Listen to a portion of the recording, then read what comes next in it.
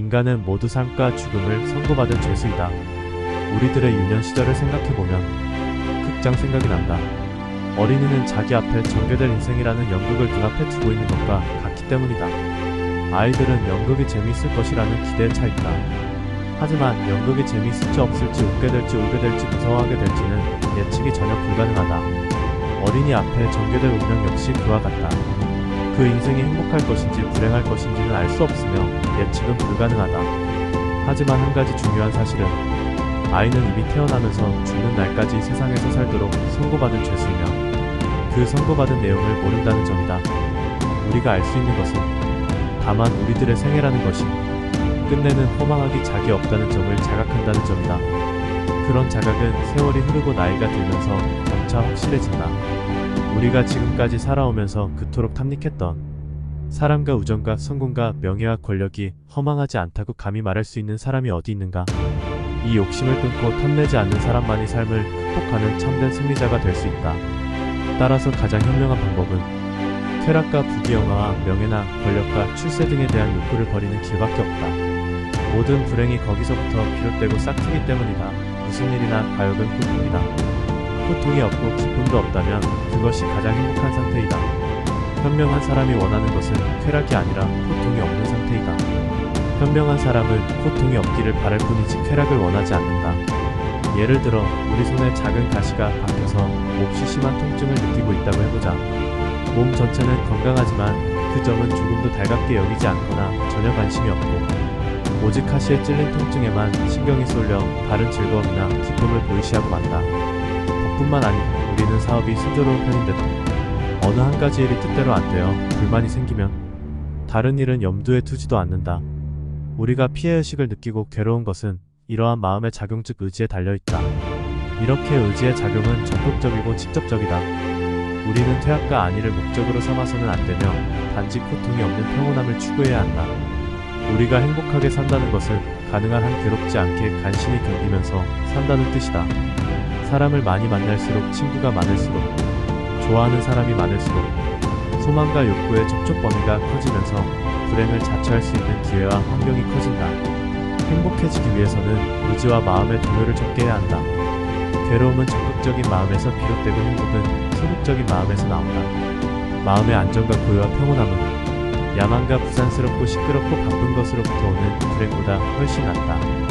우리는 성취 뒤에 오는 절망과 허물을 이미 알고 있기 때문에 이런 전제가 가능한 것이다. 작가나 화가나 음악가들이 예술작품을 창작하면서 행복을 묘사할 때 전원적 목가적 자연 풍경과 고유함과 아름다움을 그리는 것을 보아도 인간의 행복이 어디서 오는 것인지 잘 알 수 있다. 그들은 행복을 묘사할 때 늘 한적한 시골과 자연 풍경과 의외로움과 고요함을 찬미하고 있지 않은가. 예술가들은 단조로움과 단순함이 행복의 기본적인 조건이라는 것을 잘 알고 있다. 단순하고 단조로운 삶 그것만이 행복을 누리는 길이다. 결국 인간의 행복과 불행은 마음먹기에 달렸지만 단순하고 단조로움을 견딜 수 있는 사람은 지적인 생활을 감당할 수 있는 정신적 소양을 갖추어야 한다. 그래야만 권태라는 그늘에서 벗어날 수 있다. 내면적 자아가 공허한 사람일수록 외부에서 끝없는 자극을 구한다. 외부에서 만족을 얻지 못하면 스스로 파멸한다. 단조롭고 단순함이 행복에 이르는 길이다. 우리를 행복하게 하는 것은 아주 작고 사소한 일을 잘하는 데 있다.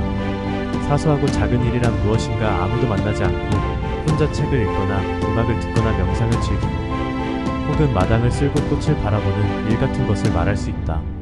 일상의 평범한 일 그 자체를 말한다.